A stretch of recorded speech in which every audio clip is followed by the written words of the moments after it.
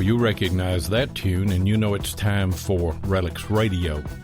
This is a family-friendly show, so the entire family can join us as we talk metal detecting and relic hunting. You can call into the show at 270-495-0315 or join in the chat and post any comments or questions you might have, and we'll get to as many of them as we can. You're listening to Relics Radio of Southern Kentucky and Middle Tennessee.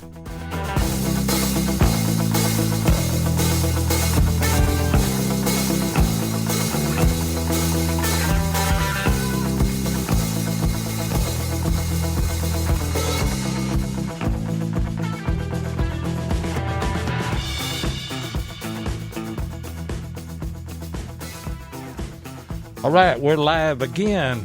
But we're back in Southern Kentucky and Middle Tennessee after our Virginia trip. I am your host, Diggin with 7. And I'm your co-host, Tennessee Jeff. How you doing tonight, Jeff? Pretty good. Kind of got a bug while I was up there in Virginia, but hopefully it won't last but at least a couple more days anyway. Hopefully it goes away while we're on this show, but I mean, it's been pretty rough. But I mean, I don't allergies or what, but I guess it was that long walk we had to walk going back to the New York camp. So I'd say that didn't help may be what it is. I'd say that didn't help anything. I'd say not. I'd say it didn't. I talked to Butch Holcomb the other night, Monday night, and he on their show, and he said, Lloyd, tell me how that walk back to the New York camp is 2 miles uphill going there and 3 miles uphill coming back. I told him, I said, I don't know, but it sure felt like it. Sure did. It sure did. But it sure did. And go ahead. No, I mean, it's, of course, the hill after you walking out of the parking area. Of course, a lot of our listeners they wasn't there to see what we were going through. But I mean, going downhill from the parking area, it seemed like you walked about a mile going downhill. Then you had to walk 2 miles going up, and then it seemed like twice as long coming back. So, especially after you'd spent all day back there digging and walking around. So, I mean, it was pretty rough, but. I mean, if you took your time walking up and down the hills, I mean, you would be pretty good. So coming back didn't bother me as much as going up, because that first hill we went downhill and then got down in a little holler there. But then that hill going up to the actual camp, I had to stop 2 or 3 times and catch my breath. I tell you, it winded me quite a bit. Oh, it did. And as soon as you started coming up the hill and you was walking off into the woods, and you were like, man, I'm almost to the flat, and then you'd have just a little bit more, and then you finally made it to the top. So I'd tell everybody, you just have to wait on me a little bit. There was a guy following me, and I stopped, and he was younger than I, not a whole lot, I don't guess. And he said, oh, no, man, don't stop. He said, you've been my inspiration. I thought, if he can do it, I can do it. I said, well, go ahead and say it. The old man, you know. We got there you go. Yeah, looks like we got a few people coming in, Jeff. Who we got on chat? Yeah, we got Bill there. There's Earl. How you doing, Earl? There's Tim. We talked to him earlier today. Dennis, let's see. I seen Matt Purdue in there. Hello, Matt. And Kimbo. So, we've got a house full right now. So, yeah, I've seen Dennis. I don't know if you mentioned him, Bill Leonard. My chat it'll freeze up here in a little bit. But, we got a lot of people. I noticed when we first started that wasn't anybody in. I thought everybody might have forsaken us a little bit there. Paul Forsay is in. Yeah, he just showed up. So, hello. And there's Woody. How you doing, Woody?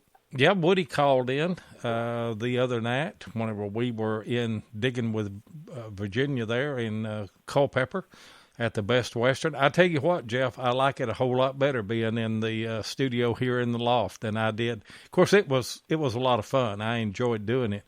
But now I've got everything where it's supposed to be, and, it's kind of second nature to look around at everything. Got a bigger board and all of that. So it's a little bit better being here. But I thought we had a great show last week, didn't you?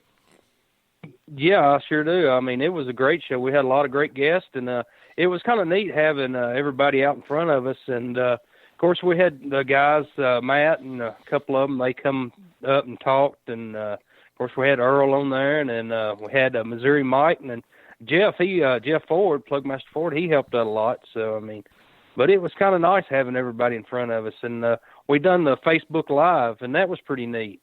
We had a lot of views and comments on the Facebook Live. I thought it was too. Yeah. I went back and watched part of that. I haven't watched all of it, but I watched part of it. And somebody told me that they were watching the Facebook Live on video and then listening to the podcast, because if you were on the Facebook Live, you couldn't hear the callers. And you could hear everybody in the room fairly well. I mean, you couldn't hear them like you can here. But it was neat. I enjoyed it, sure did. And I appreciate Plugmaster Ford doing that for us. What do you think about the hunt, Jeff? Well, at first, I kind of had mixed feelings. I mean, of course, it was a new farm. As far as I know, has never been hunted by a DIV hunt before, and it took everybody a little while to hone in on the spots. And of course, it wasn't a winter camp. That was one thing about it. You didn't have like the huts or big trash pits where they'd been there all winter long. And but after the second day, people started finding a few more things, and then of course, you and I, we didn't make it to the lunch on the last day, but the way I hear it and the pictures I've seen, they were a lot of great finds found.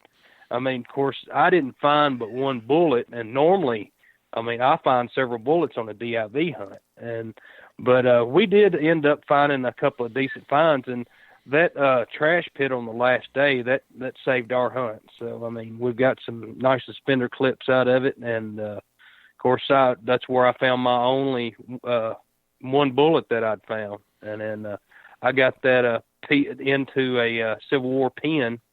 What'd you call that, Lloyd? What was the name of that? I called it a stylus, but then Monday night on American Digger magazine, Relic Roundup, they called it did they call it a bib or something like that? Somebody will have to help us out.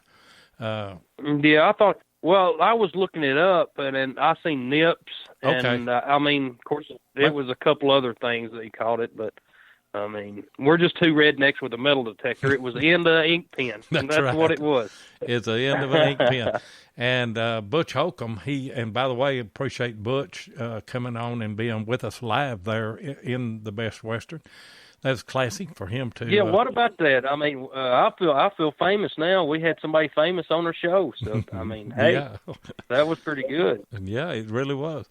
But he said some of those are made of gold, and I told him, I said, well, this one's not. It appears to be brass to me. But I kind of hate to say it, but whenever I was in school, we used some of those tips on our ink pens that had it's got two little bitty balls and then a slot in between them. And it actually held the ink, and, yeah, I hate to say it, but I've used one of those. I told you you used all this stuff, so. I didn't know what the official name for it was. I just always called it an ink pen, so I guess I can get by with that, though, because technically that's what it is. Hey, guys, I put that's what it is. I put the call-in number in, and I see Jeff just put it in again, 270-495-0315. If you were at Digging in Virginia 40, we want you to give us a call and tell us your impression of the hunt. If you weren't there, you're more than welcome to call and talk to us about what you saw last week on the on the podcast or what you saw. Me and Jeff did a couple of live Facebooks when we were digging that pit, and that's the first time that we have ever done that. Yeah, I got to looking at them, and I was like, man, my hat's turned around sideways, and then my hair's sticking out here, and then, of course, I was like, we got to kind of watch how we do the Facebook Live. We never know what we're going to get on the picture there. But I ran the first one. But it was a good thing. I like it. Yeah, I do too. I didn't turn my camera sideways, and I was able to download those, and I want to use them in our video of that hunt, which it'll take us. It won't be out this next Tuesday. It'll probably be the Tuesday after that, because takes me a while to edit everything and figure out how we want to put it together. But I wish I'd have turned the camera horizontal. And Plugmaster Ford always fusses about that. And I should have done that. And he did that with his Facebook Live, and it's, you get the full spectrum of it. You're not just, just up and down vertical. You've got a horizontal shot there. But, like you said there a while ago, this was not a winter camp. This was a summer camp. They didn't stay there very long. There wasn't a million soldiers there. I think the Vermont camp may have only had, what'd they say that they had? I'm not 100% sure. I mean, I don't know how many soldiers were there. I mean, if Earl from Virginia, he may know. And then, of course, if you heard that question, Earl, just if you don't mind, help us out there. Yeah. I know we had the Vermont camp and then the New York camp. Of course, I mean, being from New York, it probably had to be several soldiers, I'm sure, because, I mean, that was pretty heavily populated area back then, so I'm really not for sure. Yeah, I don't know how many that they had there, but I was surprised. Somebody said they only stayed there 3 days. I was thinking that they stayed there just a little bit more. Earl said he wasn't for sure on the number, but it was the 5th Vermont and the 77th New York. And you know the one thing I wanted to find, don't you, Jeff? Oh, yeah, you sure. And you hunted till the last minute trying to find that New York button. And I was sure trying to find one too, but I mean, I was hoping you would find one. I mean, I would rather you'd found one of this. I hadn't found one myself, so I know how bad you wanted one. So. Yeah, but it didn't work out. No, it didn't. You got that one button in the pit, and then I mean, you was jumping up and down. You sure thought you had one. I did. I mean, whenever I first looked at it, when I turned it over, I still thought it was a New York button, and then I saw how thin that it was. It didn't have the dome on it, and it just didn't work out. Now Earl from Virginia, he was in our group. We all three roomed together, and we drove to the site together. Actually, Earl had the driving pass, but we took my vehicle because we had a little bit more room in it. But Earl got the find of the hunt, didn't he? Between us, he sure did. I mean, he found that beautiful U.S. box plate. I mean, it was a great find. It was in good shape too. And then, of course, he'd went down to the river, and then if you hadn't seen his videos, of course, it's Earl from Virginia on YouTube, and he'd put his DIV 40 video up, and of course, he was down at the river, and it was a canal running through there. And I mean, you could tell where the canal went and everything, and then there was a little spring area coming out. And then I don't want to give it all away. You just have to go watch his video. But, I mean, it was a nice box plate he dug. And he done pretty good on the hunt. He found a lot of neat iron relics, too, while he was up there at the parking area. So where that guy found that Confederate wreath. So. Yeah, guys, I'll let you in on a little secret. And file this away in your mind, because it's probably going to happen to you someday. Right there where everybody parked was the best place to hunt. There was evidently an old house out there. Barb found a large scent there, and that was her first large scent, so that was good. Barb found a New York button up on the New York camp on top of the hill. And that was her first New York button, so that was a great find for her. But then there was a guy that was using an Equinox. He got it out right there where the cars were parked. And I know that first day he found that reef. He found 2 large cents. There were some reals found there. There was just a ton of stuff. And by the way, the Equinox was probably the best machine there. It wasn't a typical GPX site, was it? It sure wasn't. I mean, the ground wasn't near as hot as it is around Culpeper. Of course, what was it? We were in Warren. That was the county, I believe. And the ground, I mean, it was pretty neutral. And you get around Culpeper, Brandy Station, Beauregard. I mean, you get all around them farms, and that ground's just as red can be. And then, but this ground, I mean, it was good ground to hunt in, and you could use a VLF machine and do very well. I know y'all were back at the New York camp, and it was later in the day, and I'd found an iron patch right next to the edge of the road, and I'd walked across it with my GPX, and I mean, it was just total null out. I mean, you couldn't use the GPX, so I'd got my AT Pro out and used it for a little bit, and I ended up finding a couple of pieces of lead, but nothing real good. But I mean, you never know; it could have been a honey hole like that the last gentleman found up there at the parking area. I mean, it was just so many square nails there; you couldn't use the GPX. But I mean, it was one thing that we didn't realize until probably at least midway through the second day was that the bullets were nulling on the GPXs. And that was because we had our iron reject turned up too high. I had mine all the way up on 10. And then there was a guy who came and he said, those bullets are nulling on GPX. He said, you need to turn. He said, what are you running your iron reject? And I said, 10. He said, turn it down to 4. And so I did, and I found a couple of shallow bullets. The bullets were shallow for the most part, weren't they? Yeah, they sure were. I mean, I know you had Hornbush and Randy Scholl. They were hunted Site 2 just about the whole hunt, and they were digging bullets at no deeper than 2 inches deep. And then some of them, they said you just scrape the leaves back, and they'd be laying on top of the ground. And, I mean, they said they were gnawing on them, too. And then Earl, speaking of VLF, he used a VLF machine the whole hunt, and he done better than we did. So there you go. I mean, of course, it was kind of hard. Seven and I, we had talked, and it was kind of hard to hunt and not hunt with your best machine. So I mean, we could have used our AT Pros the whole hunt, but I mean, we kind of wanted to use our best machine. So I know the GPX is going to go a lot deeper than the AT Pro and a lot of your VLF machines. But, I mean, it's just you could have used a VLF machine and, like Earl did, it'd do a lot better than we did. So, me and Jeff did both use a 6-inch coil, went to a 6-inch coil on our GPXs.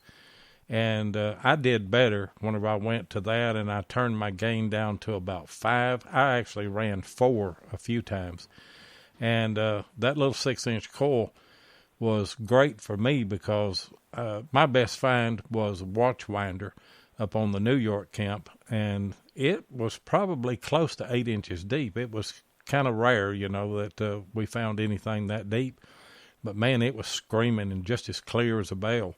So, I've got some confidence in that coil, and I had borrowed one off Hornbush, and then you used Hornbush's, and I actually bought one, and didn't decide until Monday that I wanted one to take there and try, and Heath Jones got a hold of Keith at Fort Bedford, and then Tony brought it to the pre-hunt, and I picked it up there. But I'm glad that I did. I really, really do like that coil, and I can't wait to get back in the 44 Woods with that coil and try it and see what else I can find there.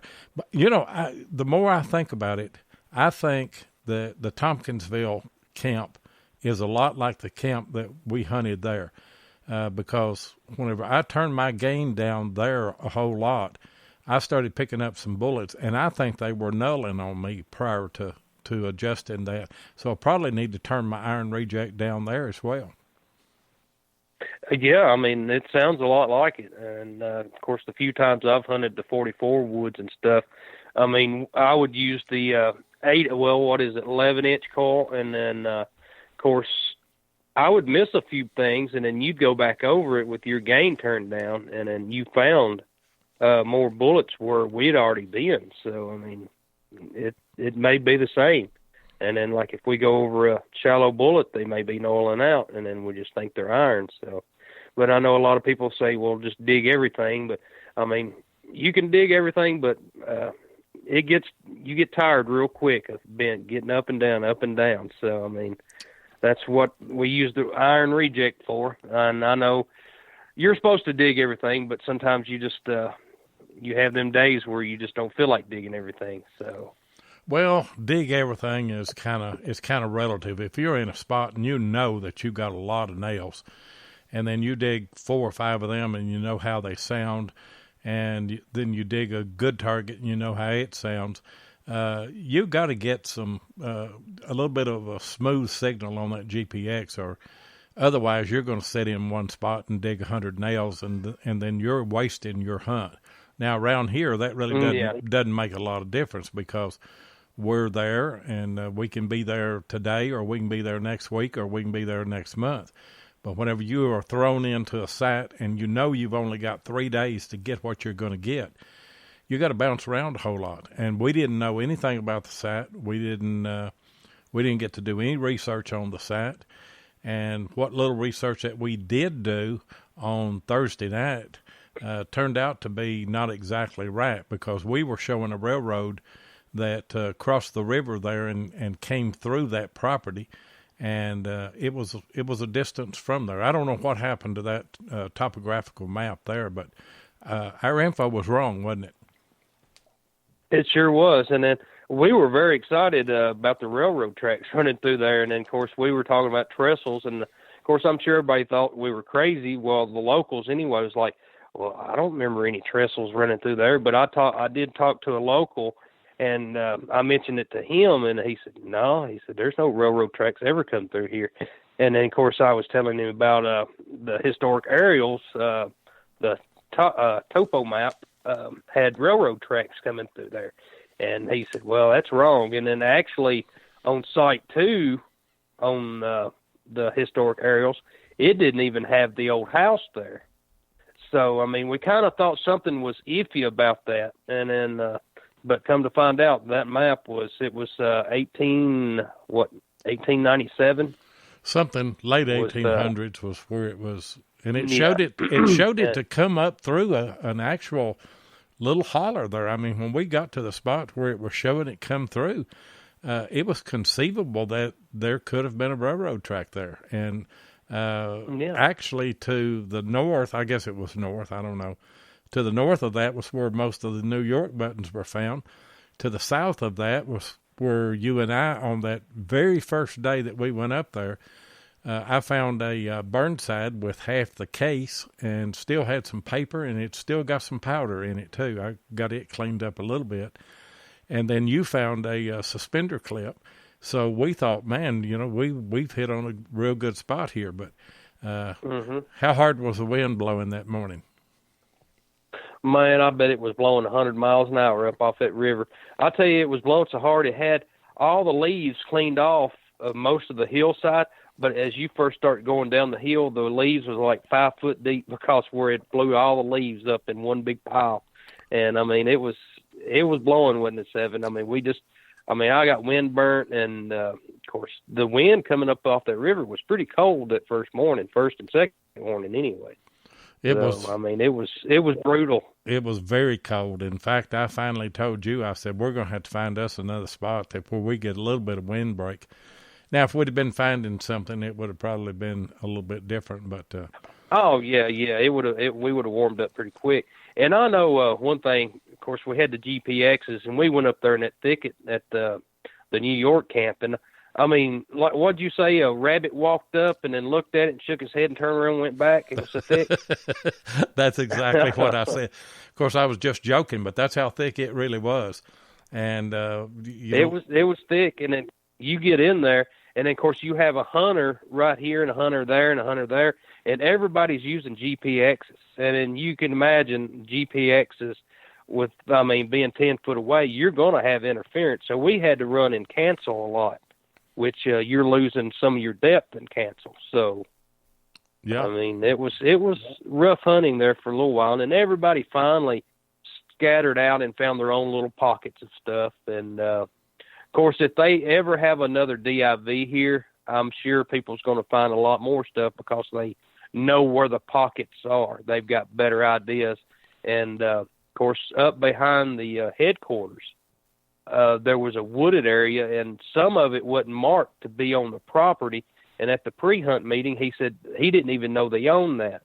So I got off in there, and I walked probably 3 miles in there, and the only thing I found was a horseshoe. But, I mean, it was so thick, I mean, you couldn't really hit every place. So there's no telling what's left in there. You just got to find it. And there was an old rock wall going through there. So, I mean, it looked like a neat place to hunt. So I noticed that Gary Heckman just put in there that he's trying to find a Knox. And anyone got any hints on 800 only? I don't know, Gary, if your question there on that is which detector should you get, a 600 or an 800? And Jeff and I have been talking about that today because we're both probably going to look toward getting one of those. As Tim Henderson just said there, an 800 is real hard to find right now, but many dealers do have the 600s. And now my understanding, I may be wrong on this. By the way, Quarter Hoarder just come in. Hey, Jason. My understanding on this is that what you get with the 800 that is not on the 600 is the ability to break your tones where you want to. If you're familiar with a CTX, you know that you can redefine your tones. And what I mean by that, you can put a slot in on nickels from, say, like 11 to 14 and make that be a high tone if you want it to be instead of that mid tone. And I used that a little bit on my CTX when I first got it, and then I abandoned that. I just went to straight 50 tones. And another difference in it is that the 800 has, you can run all 5 frequencies, and I think it's 5, 10, 20, 40, 60, 50, I don't know, something like that. But anyway, you can run those individually. Now, you can only run 3 tones individually on the 600. Say if you want to just run in our frequency, say you want to run in number 5 frequency, you can do that. Or if you want to run in 10, you can do that. But my understanding is, and I listened to Debbie from Mind Lab, and I understood her to say that if you run in multi-frequency on the 600, you're actually getting all 5 of those frequencies. You can just only manually put it in the lower 3 of those. So if that's the case, I don't need the headphones, the wireless headphones, because I won't, most of the time I don't use headphones anyway. And so I don't know. But Gary Heckman says some 600s have coil problems right out of the box. I hadn't heard that. Yeah. Well, Gary, I was checking earlier, and there are 2 800s on eBay. Right here, I clicked over to eBay. If I could find that code, I would send you. I'd just put it in the comments. But here's one: 1350 or best offer, and this is Equinox 800. And here's the Equinox 800, and it's got one bid for $1,000. So there's 2 of them on there. And then, of course, they're a little bit more expensive than you would buy a new one. So, yeah. What is the new 800 run? I thought I seen right at $900. Yeah, I think $895, something other like that. So they're buying them and putting them on there and reselling them and making some money off of them. Hopefully we will have another dealer of Mind Lab close to us before too long. And, I'm not in a mad rush to get one. I'd like to get one fairly soon. But another thing about it is... I've got to use that new coil I got for the AT Pro before I get a Equinox. So, but yeah, I'll get one soon as soon as we get our new dealer around here. So yeah. But anyway, I need that snake coil, and I'd like to try it out on a few home sites. I used that snake coil today. I bought one off of Tim Henderson. And by the way, don't let me forget, we need to run his bumper as soon as I get finished with this right here. And we've got a call coming in. Let me pick that up before I do anything else and add them to the group. Looks like 9302. Who we got? Hey, Lloyd, this is Woody. Hey, Jeff. Just want to call and thank you guys. Good, guys. I want to thank you for what y'all do. I got one quick question. Well, we really appreciate it. Okay. DIV sounded good. It wasn't probably exactly what y'all wanted, but remember several episodes ago when y'all were at that construction site where you dug all those bullets where they were piling dirt up on the hill? Is there any other construction site going around there that y'all could hit, maybe? Because that was a good spot right there. Is it I've seen a few construction sites up in Virginia, and the way they talk, that they won't let anybody metal detect the construction sites hardly. And of course, actually, I heard a story. There was a farmer that was putting a new road through his property, and was moving a lot of dirt, and was having people to guard it where they couldn't go in there and try to save the relics. Now that's pretty crappy, if you ask me.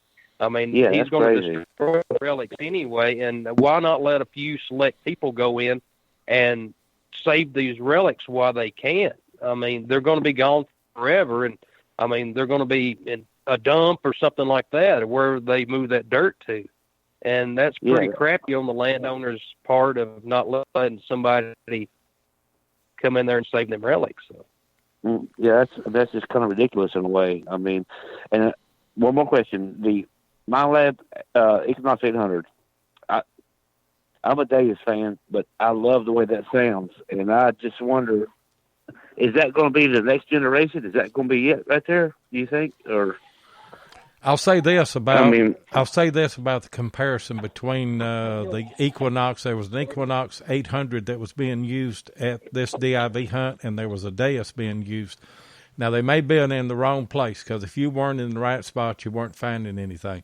But the Equinox picked up probably 5 times more what the XP Deus did, or the Hunter was that much more successful. Now, again, it depended on where you were at, because I had a GPX and Austin Cooper had a GPX, young man that I met, him and his dad, Troy, I believe was his name, and met those guys, and we all had the same machine, and both of those guys, they killed me, but they were in the right spot. So I don't know if I'd like to see a head-to-head, comparison between the XP Deus and the Equinox on some sites that I know of around here, and just kind of see how they go. Hey, guys, we need to stop for just a minute here and run this ad, and we'll be right back.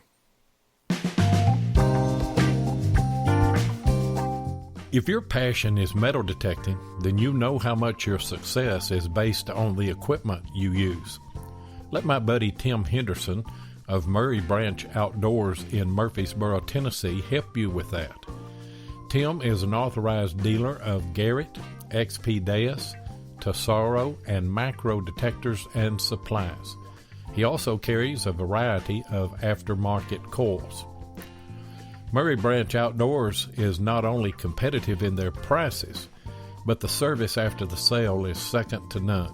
You know, we've all experienced those situations where we purchase a new detector and then we get out in the field and we have questions about settings or operation of that particular detector. Well, I tell you what, with your purchase from Murray Branch Outdoors, you're also going to get Tim's personal cell phone number. That's right. his own cell phone number, and you're just a quick phone call away from getting answers to those questions. Now try that with some chain store purchase of a detector. Murray Branch Outdoors also deals in used detectors, and he'll give you top dollar for your trade-in whenever you decide to upgrade. So give Tim of Murray Branch Outdoors a call at 615-948-4611 and tell him Relics Radio said hey. I don't know if Woody hung up or not. There was a thing on this computer here that was asking to do video, accept video on that, and accept or decline, and I declined the video part of it. Might have hung up on you, I don't know. But anyway, we were talking about the MineLab Equinox, and I think the one thing that sets this machine apart from all other VLFs is that you can run multi-frequencies at the same time. And that is, and Tim has put it in here, it's 5 kilohertz, 10 kilohertz, 15 kilohertz, and 20 kilohertz, and 40 that the 800 adds to that, which is great for small gold nuggets and what have you. But I was impressed with what I seen with it. Wasn't you, Jeff? Oh, yes, most definitely. I mean, I talked to a guy, of course, I talked to him from the balcony and was talking down to him, and I mean, he was very impressed with the Equinox. Actually, I can't remember how many bullets he said he'd found with it, but he said that it impressed him with the depth of the bullets and separation in the iron. So, and of course, them multi-frequency. I mean, I feel that's going to be the new detector to go to. I mean, you got all them detectors, I mean, in that one detector. So, I mean, you've got, even the F75, the single, and the AT Pro single frequency. But, I mean, you've got all them frequencies working together. And there's going to be a lot of stuff pulled out of the ground with these detectors. They are. And, Tim, you're getting some questions on here. It probably wouldn't hurt you to call into the show. And, yeah, he put his number up there. I did. I seen him that he had put his number up there, but we welcomed him to call in so that we might ask him some questions, and some other people have some questions as well. Up to you. You may be eating supper. I don't know. I wouldn't. Well, here he is right now, so we're just going to add Tim into the group. And all righty. Hey, Tim, how you doing tonight? Hey, good. Can you How's it going, Tim? Okay? I can hear you good. Jeff. Yeah. All right. Tell us a little bit. Tell us a little bit more. I hadn't talked to you in a while, Tim. Yeah, it's been a little bit. I don't know if I can see the chat while I've got this call up. I don't know if I can multitask with a tablet and with my phone or not. But I had a question there about the XP Deus and the manual. I got the XP in and I field tested it for a little bit, but when I got my hands on the Equinox 600, I sold the XP.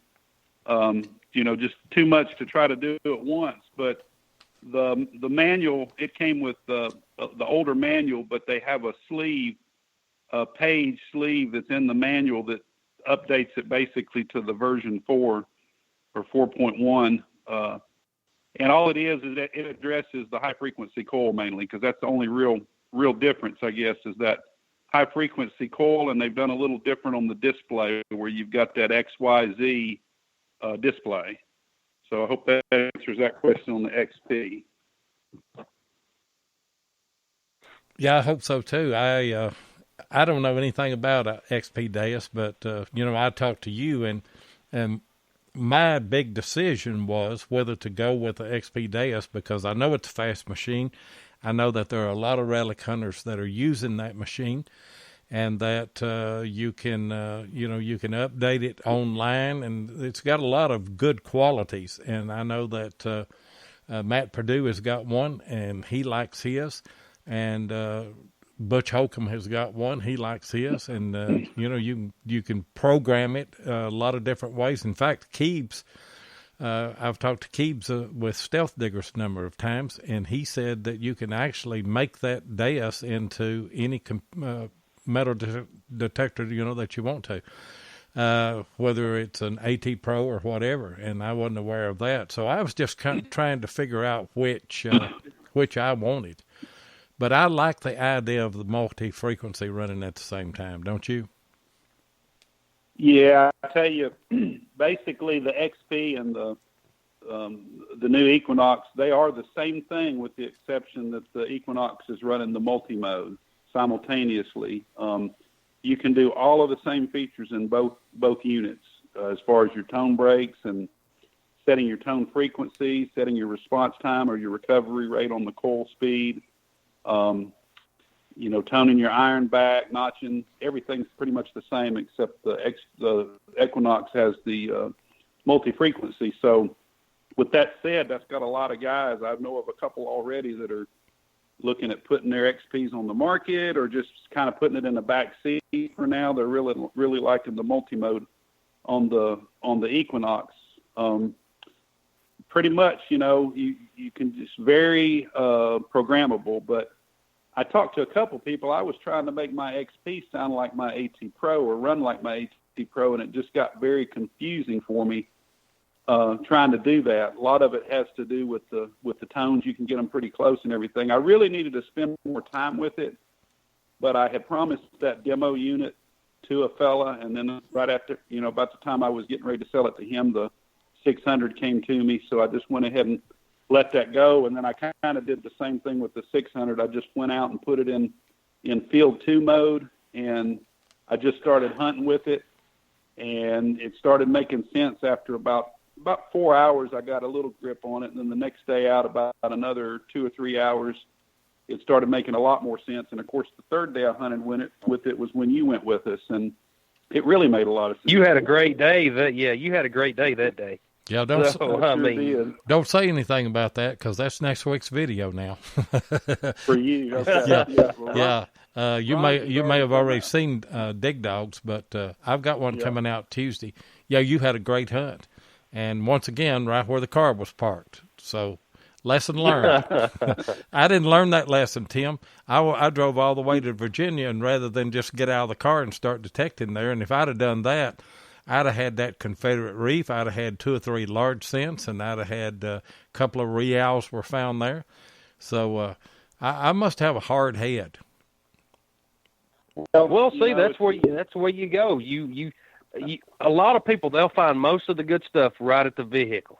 And, then everybody has to walk 3 miles to a Civil War campsite. And there was a lot of good stuff found up there, don't get me wrong. But, that guy sat right there at the parking lot. And, the way my back and hips are anymore, I guess that's what I'm going to have to start doing, just pull up to the parking spot and just get out and start detecting. So It's funny you mentioned that, Lloyd, because actually the thought went through my head. We got out of the vehicles, and you and Ron, I guess y'all already had your detectors and pouches still on driving over there because y'all hit the ground running. I didn't even have time to get my sandwich out, and I looked around, and I just saw dust. And so I sat there and ate my sandwich and had one of your Cokes out of your cooler. I hope you offered that, but I did. And, I did. You give me the $5 next time we get together. You can give me that $5. There we go. But I actually had that thought. I said, you know what? Wouldn't it be cool if I found something right over here by the truck? And that's exactly why I started right there in front of your truck. And he found a bucket lister, and he multiplied it by 5. The same thing. That's all that I'm going to tell you. And Matt Purdue said it's like fishing. The best spot is always on the other side of the lake, and that's exactly true. Yeah. I've run a lot of gas out of my boat trying to get that Ranger over to the farthest spot over there. That always looks better. But this hunt was a spot hunt. How many bullets did that guy find in one hole there, Jeff, on the last day? Do you remember? I do not remember. It was over 100. It was over 100, I know. And I was thinking it was 104 or 108, I believe. 108. I believe it was 108. But that was not indicative of that hunt. One of the hardest things to find on that hunt was a bullet. Now, there were a lot of, don't get me wrong, there were a lot of bullets found, but they were really, really scattered. And on the Vermont camp, they also found a couple of ID tags, didn't they?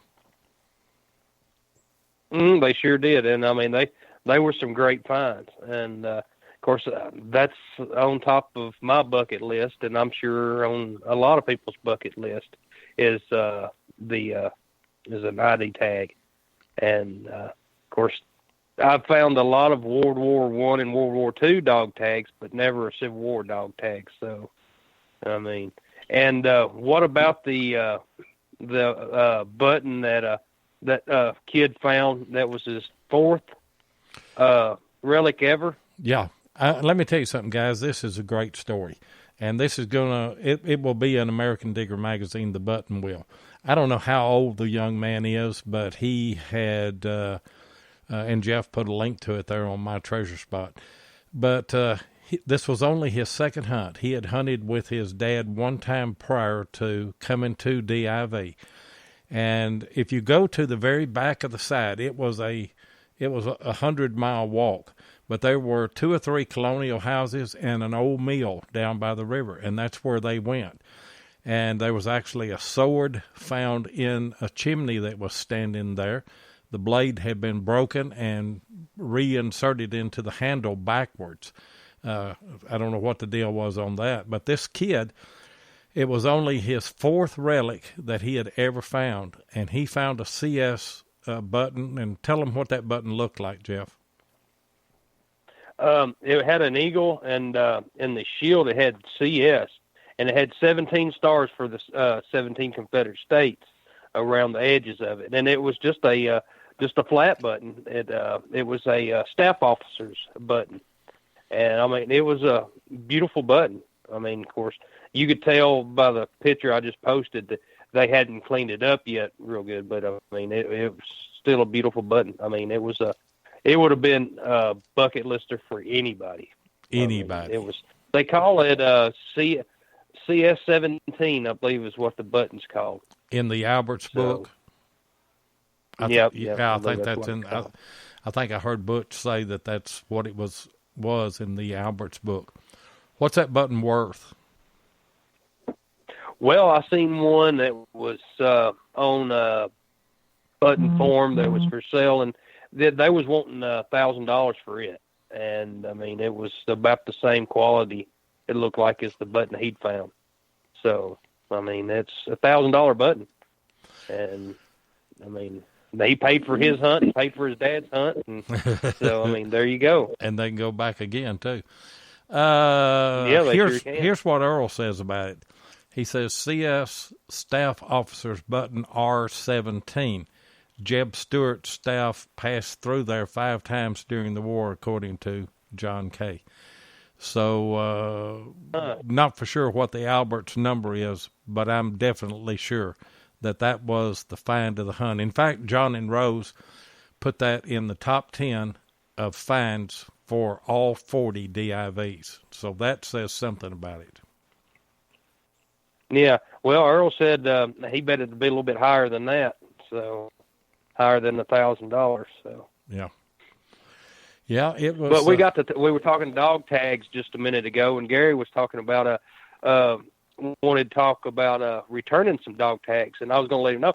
I've tried to contact a couple of family members that that these dog tags belong to, and I cannot get a response from them. I don't know what the problem is. I don't know if they think it's a joke or what, but I mean, I've been trying to get with them to return these dog tags to their family members, but I mean, they will not contact me back. So Ron tried to return some too, and he met with a similar response. They just weren't interested. But in this day and age, it seems like with all the scamming out there, that's one of the problems. And then there are people who just, maybe that person's passed, or they didn't really have a relationship with them. So there's a lot of reasons. But then, I don't know what the odds would be, but one out of so many is going to be ecstatic to get it. So I think it would be worth the negatives to find that one or two that really makes their day to get that. Most definitely. Yeah, most definitely.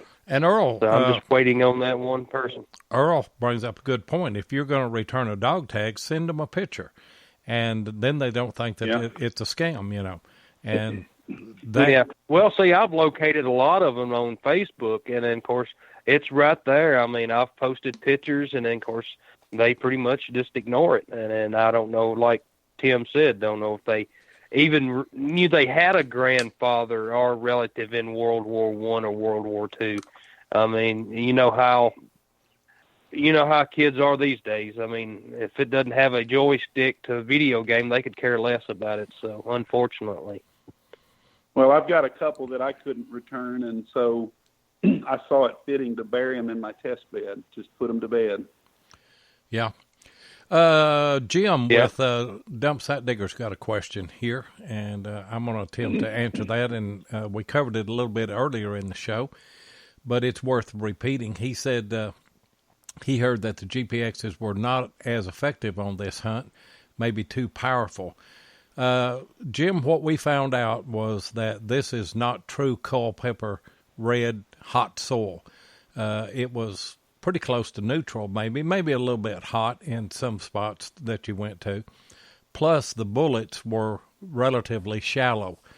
And what most people were doing was running their gain way too high, and they're running their iron reject way too high. And so the bullets that you were going over were nulling. It was like a big piece of iron. And if you, what I did, but I didn't do it until 2 days into the hunt, was turn my gain down to 4 or 5, and then turn my iron reject down to 4, and then me and Jeff went with a 6-inch coil, and that helped us. But you could have hunted this site with a VLF machine, and there were a lot of them there. Our partner Earl from Virginia, he used his MXT, and he did great. So that was the situation there, don't you think, Jeff?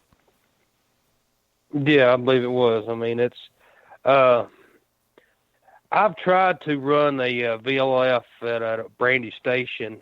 We run up on a real trashy area, and I mean, it was totally just, I mean, terrible. I mean, everything was iron. I mean, it was just, it was real noisy. So, but this other farm, I'd hunted a farm in Orange, Virginia one time. It was pretty good. I used the F75, and you could get away with it there like you could on this past DIV 40. And that, like you said, there was a lot of VLF machines there. And, of course, I'm pretty sure that's why Earl, he could go through the iron better than we could. So, well, that's a comment he put on there. He said discrimination from the iron was the key at this hunt, and it really was. Mm-hmm. What was the spring hunt that we went to last year? What property was that? If you hadn't asked me, I could have told you. Gleeds Farm. Yeah, Gleeds Farm. That's where, that's where I found the Virginia State Seal button. That was by far my best button that I've ever found. Yeah. And, of course, we found several bullets, and, of course, there was a few pits. I mean, it was a winter camp, so, I mean, you'd expect to find more bullets, and they were dug in, so you would find the trash pits and the hut sites and stuff like that. So, but, I mean, I know I seen John, he'd posted on My Treasure Spot, I think it was a couple of years ago, maybe last year, that he picks these winter camps because there was so much activity there. And you get a big group of hunters, like 500 people, that's a lot of hunters. And these farms that they had winter camps on, they still have lots of relics on them to this day, even though they've been hunted 10 times by a big group like DIV. And you can go there to this day and still find good relics. So, I mean, that's why he likes to hunt the winter camps. Yeah, they're definitely better.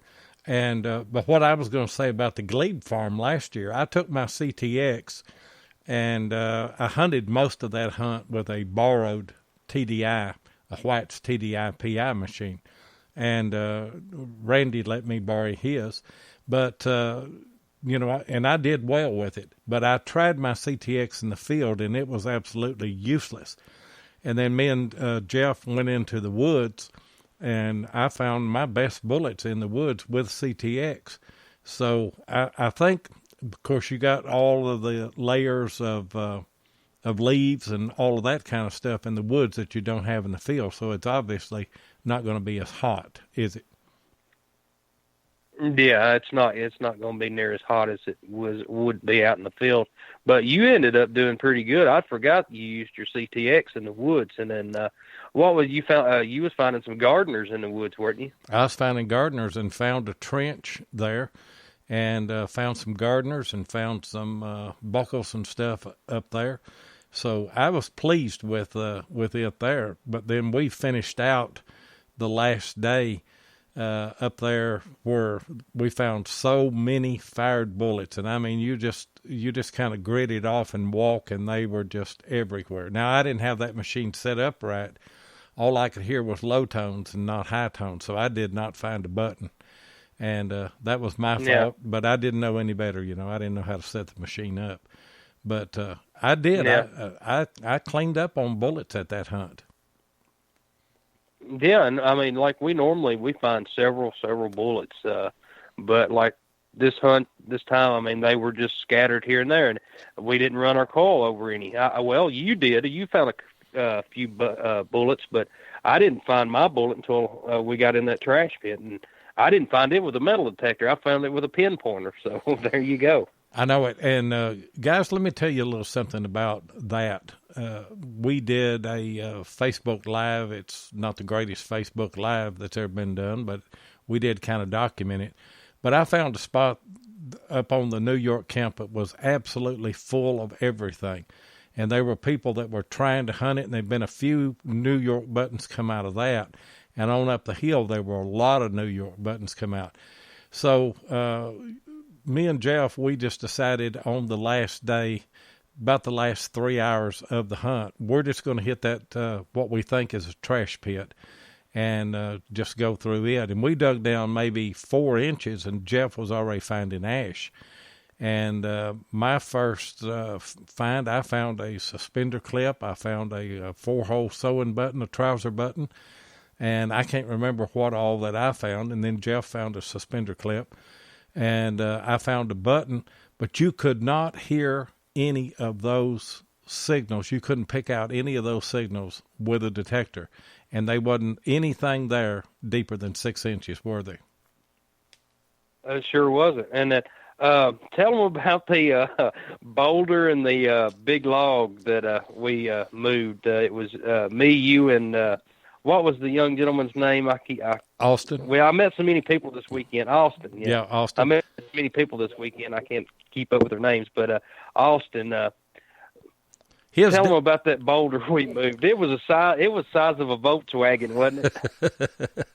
There was a guy up there, and I had been off a little ways of hunting, and we were hunting around up there, and I sat down on this rock. I actually sat down on the rock where the trash pit was, and sat down there for a minute, and there was a guy come over, and he said, "Is it time for a break?" And I said, "Yeah, I've done a lot of walking. I'm going to sit down here and eat me." I brought a sandwich with me in my bag and drank me a Coke.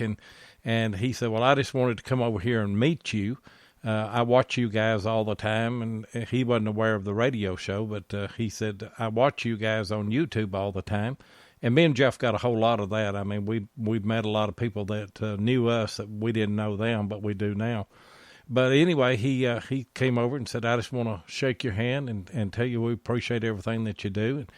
And so he was using a GPX, and I talked to him a little bit about how he had his set up. And he's the one that actually told us a lot of the bullets were nulling. And then he said, my son, Austin, he's 19, said he's doing real good up here too. And he said, "I want you to meet him if he ever comes back." Well, me and Jeff went off to another spot to hunt and kind of met up at another place. And then we came back and his boy, well, actually his boy met me because I hung my coil under a little vine, and you know how that will throw you off balance. And I was trying to get the coil unhooked from the vine because it's a brand new 6-inch coil, and I don't want to break it. And I'm off balance, and I'm trying to save the detector, and I'm stumbling, and I'm not looking, and there's a down tree there and a limb, and I hit that. There wasn't no way. I mean, I was holding my detector up in the air, but I busted the ground. And there's a young man up on the hill, and of course, first thing you do when you fall is look around and see if anybody's seen you, because about all you hurt was your pride. And I did that, and I picked up, and then he come running down the hill. I said, "No, I'm okay. I'm okay. You don't have to come up here and help me." And he said, "No, I just recognized who you are. I want to come down there and shake your hand and meet you." But he found a lot of buttons up there around that tree.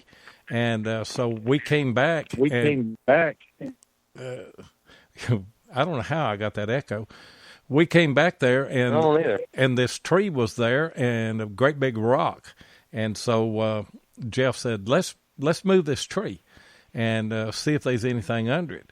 And Jeff went down there and said, "Let me film." And he said, "I just want to see how everybody to see how big that this thing is." And so we walked over there, and I filmed that he seen the big rock, and he's not lying. It's as big as a Volkswagen. So we hollered down the hill, "Everybody get out of the way." And we rolled that rock, and then it took 3 of us, and we finally rolled this big tree out of the way. And what I find, 2 percussion caps under the thing after all that work? I believe so, 2 percussion caps. But this tree, I mean, it was size of small tractor tire, well, front-end tractor tire. And, I mean, it was a big tree to be rolling around. But, I mean, we got it rolled over finally. And then, of course, after rolling the boulder over, I was scared it was going to roll all the way down the hill and crush somebody. But we caught it before it went too far. And we made it where it wouldn't roll any further by accident. So, but, yeah, we got that big log flipped over, and all we found was 2 percussion caps. And then we started – well, I went and I started rolling over boulders, and then I did end up finding, I believe I did find a general service button under one of the boulders.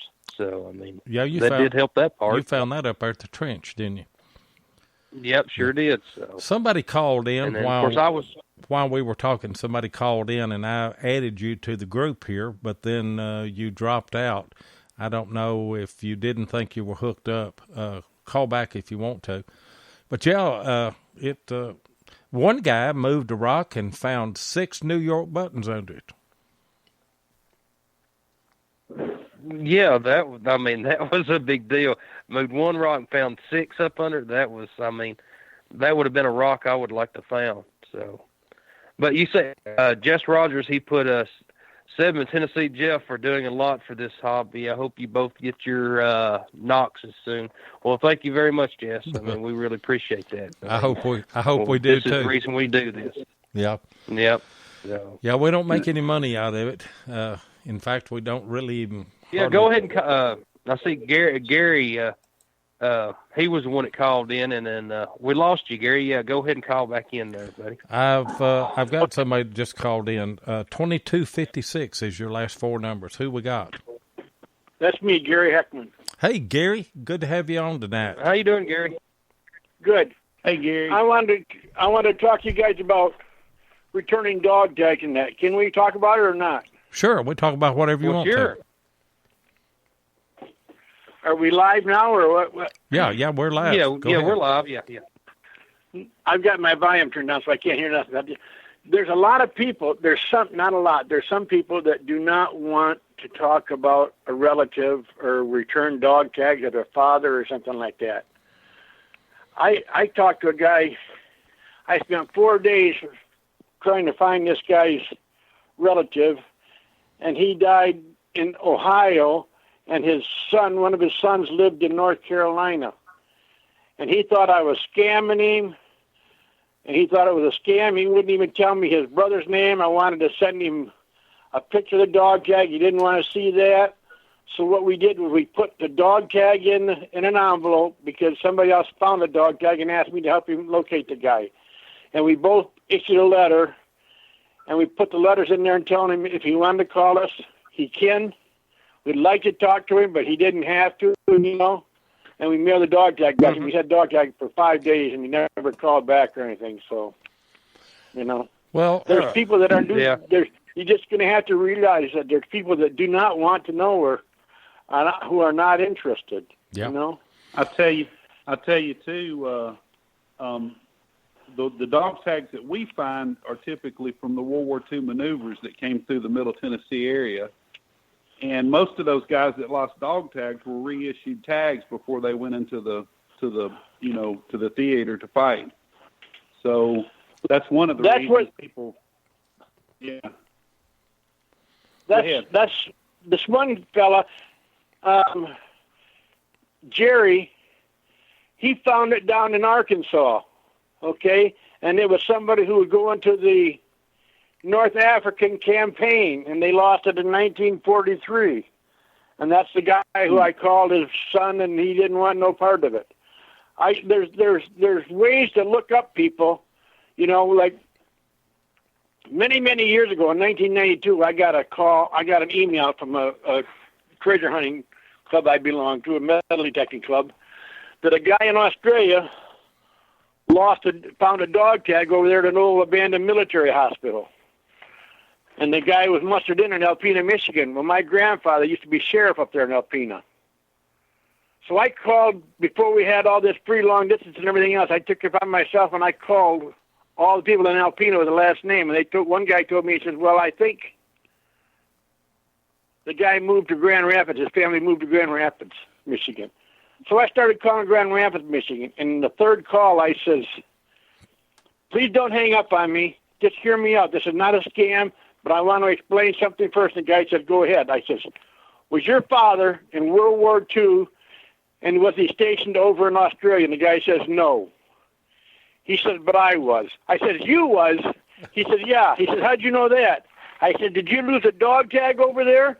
He says, how'd you know that? He says, I got in all kinds of trouble over losing that dog tag. I said, well, there's a guy over there that found the dog tag, and he wants to return it to you. So I got him information so they could contact each other. The newspapers up there all over did a great big article about it and everything else. They didn't mention me, but that's okay. I felt good just by putting the two together. Yeah, it's a great story. Yeah, that sounds great. I'd give anything in the world to have. My dad was in World War II, and he's passed away now, and I'd give anything in the world to have a dog tag or something, you know, from him. But I can see people being apprehensive because, as Paul Forsyth says, there's a lot of scams out there, and that's probably the first thing that you think, you know, especially when we get the emails that we do and, you know, the phone calls that we do. And you have to remember something else. That's true. But there's a lot of people that are estranged from their parents. That's true, too. Okay? You know, there's people that do not want to know anything about their folks or anything else. So I'm just telling people, you know, when you try to find somebody, be aware that even though you're showing happiness and joy because you found the right people, they might not be happy to hear from you. That's you know, if you understand what I'm getting at, huh? Yeah. Mm-hmm. Hey, great story there, Gary, and appreciate you calling in and telling us and sharing that information with us. Can I give you a couple more hints? Yeah. Well, yeah. Okay. When you're trying to find somebody, I always, you know, if you're sure they're deceased, you can go to Find a Grave. Okay, and if you find them on Find a Grave, then you can ask for the funeral home, the cemetery they're buried in. Okay, and they usually have a autopsy obituary report, or you can call the newspaper from the town they're buried in. You go to the local library, and they'll do a search for you for the obituary columns that lists relatives, you know, surviving relatives and that. These are just all kinds of places that you can go to. Maybe sometime, if you want, we can do a more thorough talk about this. I know we're almost out of time tonight, but I just wanted to pass this on to people.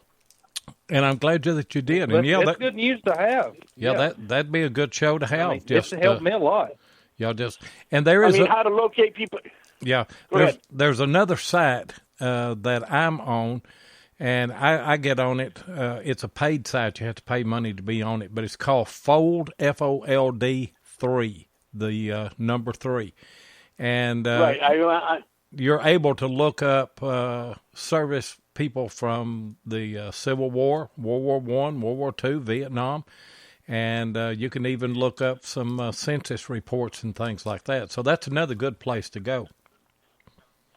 If you have people and you know what town they're in, and you can do a search for the newspaper for that town. And most newspapers have microfilm, and who knows how far back they go, but you can contact a library or somebody or the newspaper, and they can do a search for you for the obituary for that person. Yeah, that's true. Sure can. We thank you for the tips. Appreciate it. Okay, buddy. Appreciate the call. Thank you. Yeah, thank you very much. Who are you? Who am I speaking to? This is Loy. I'm digging with 7. Okay. All right. And Tennessee. A friend of mine, Tennessee sharpshooter. Do you know him? Yeah, I do. I've hunted with him. Okay. All right. Yeah. Good guy. Thank you very much, sir. Have a good night. Yeah. All right. Bye-bye. Okay. Good to have you on. Woody Jones asked Jeff, he said he's just going to break the ice, and asked if he can go hunting with us sometime. We might be able to... I seen that. I was trying to type with one hand, and then of course I'm holding the phone with the other. And I just put, well, I'll contact you, Woody, and then we may work something out there, buddy. So. Yeah, I see that you came up with. I'll contact you. I put a post in there, Loy, about the Middle Tennessee maneuvers, which is pretty interesting. There's only one book Ron and I have found on it. It's called In the Presence of Soldiers, and that's a pretty interesting read to talk about the interactions of the soldiers who were training here before they went to war, and the interactions they had with the locals. And I've even got a print. It's the letter that the governor sent out to all of the residents of this area, letting them know about the maneuvers that were coming, and any damages to property or crops or fences would be taken care of. And they had guys come in behind the maneuvers and settle cases with everybody. It's very interesting, all the relationships that were built. Just a lot about the soldiers. Yeah, actually, right here when my house was built, they had their camp, one of their camps here, and I can go out in my front yard and we find the old World War II cartridges, and I've found a lot of great seal buttons and stuff just in my front yard. So, I mean, we got on two. down here. We got on 2 camps down here, just within about 3 miles of my house, and one's actually right behind my house. There was about, I don't know, 20 or 30 foxholes, and there was some type of a tent out here in this field. And then there was another camp just down the road that was one of the larger camps, and we lost count of the foxholes. They had built tables out of big pieces of limestone. They had set them up and made tables and had fire pits, and we hunted that place for 2 years. That was when Ron and I first got into metal detecting, and we found all kinds of cool stuff. And most of the time, if you are metal detecting, you run up on World War II maneuver stuff. If you look close enough, there's going to be a Civil War campsite somewhere close. There's a lot of. Yep, it was a great place to camp. So, and I know, we've got a Civil War garrison camp right across the hill from me. Well, actually, it's one. I've got one on one side of me and the other one behind me, and this was a great place to camp. So, they're going to be close. Hey, Loy, I'm going to shift gears just a minute, if it's okay, and go back to the Equinox real quick. Sure. The 600 and 800, before I called in, I looked up again to just refresh my memory, and it states on the website that the 600 operates in those 3 frequencies in multi, the 3 lower frequencies, and then the 800 has the 20 and the 40 kilohertz. Okay. But those are listed for shooting for small gold nuggets, and I'm talking small stuff. So that's also why the 800 has that gold mode where the 600 does not. Okay. So, and then you get into all the tone breaks and all that if you run a really, really customized. But for me personally, living where I live, I'm mostly relic hunting. And I just don't really have a need for those too high frequencies because I don't want to dig birdshot and, 22s and things like that. And that's what it's set up for. So, but if you're maybe in East Tennessee or something where you might want to do that, or if you're going to go on trips, Jeff and I talked about this, where you might want to use it as a gold machine, then that's great. Other than that, it's just the customizable aspects of the 800 from the 600. But me personally, I'm perfectly happy with the 600 because it's going to go after everything I'm looking for. That's kind of my thinking. Yeah, that does make sense. And I mean, like with the GPX, I mean, you do get tired of chasing birdshot around and then the little bitty 22 bullets. So, I mean, that's something you have to look at about the difference in between the 8 and the 600. So it's going to chirp that stuff in if it's running those higher frequencies, even in multi. And then you take the XP, that's basically the same thing, but they had to come out instead of adding frequencies to their existing machine with that existing stock coil.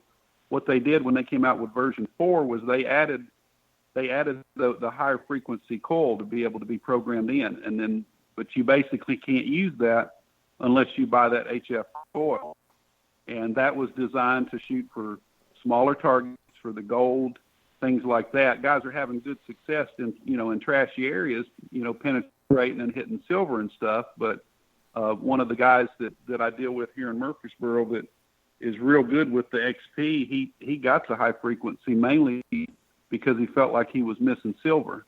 And he still wasn't 100% satisfied that it helped him with silver, but it definitely got the smaller targets. So there again, they're very similar, the XP and the Equinox, but the Equinox just managed to put it all in one package. Plus, they program way easier than the XP, but the XP is still a great machine. It's lightweight.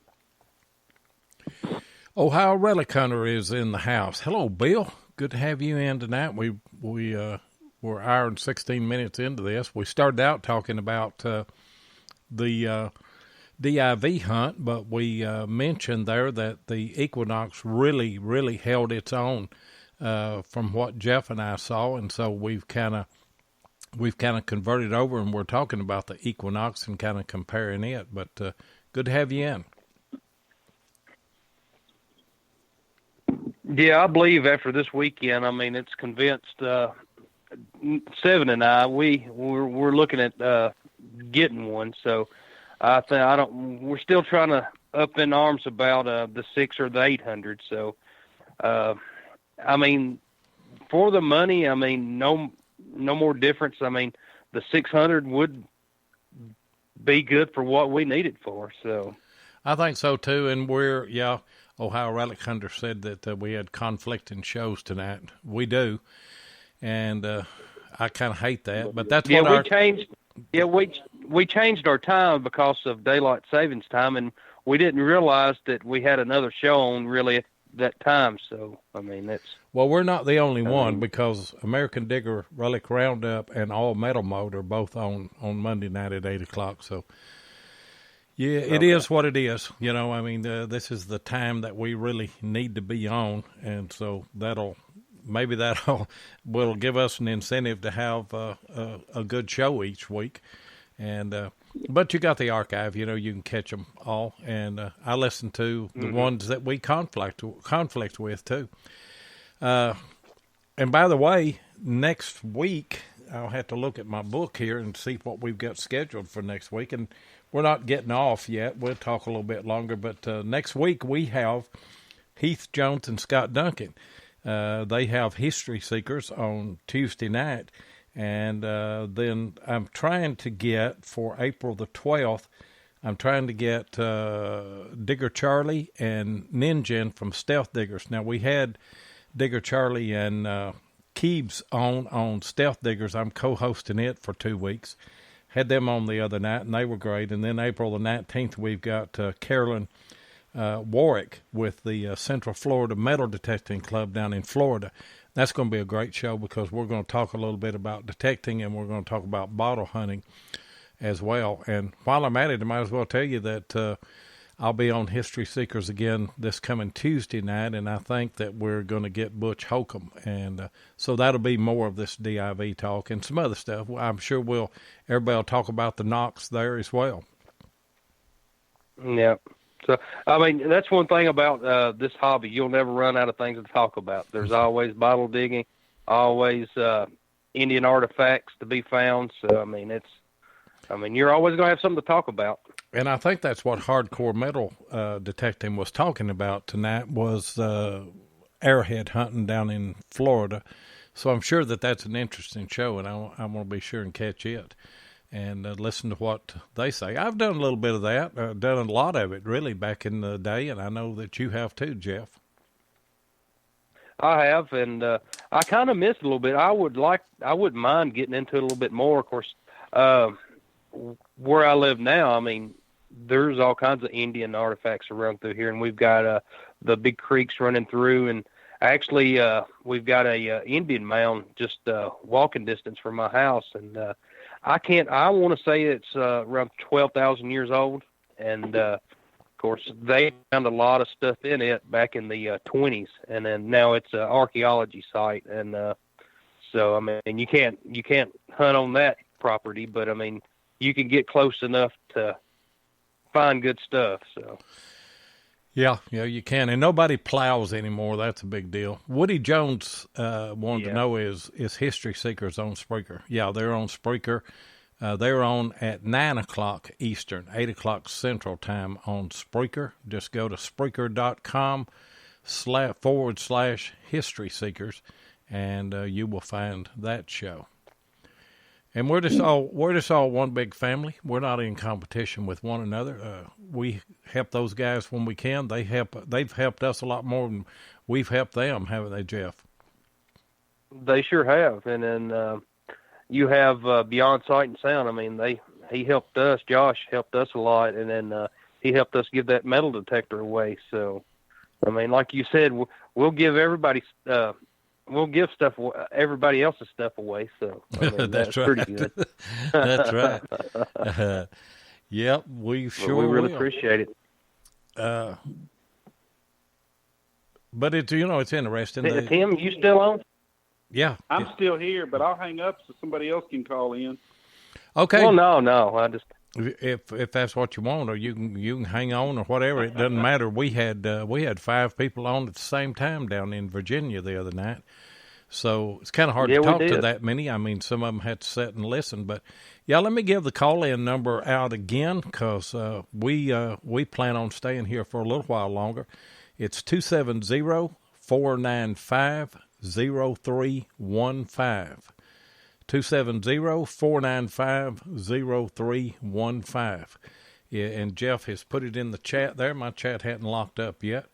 So if you want to call in tonight, and by the way, guys, I sometimes fail to say this, but hit the like button. And if you have not hit the follow button, hit that on our channel as well so we can get our stats up a little bit.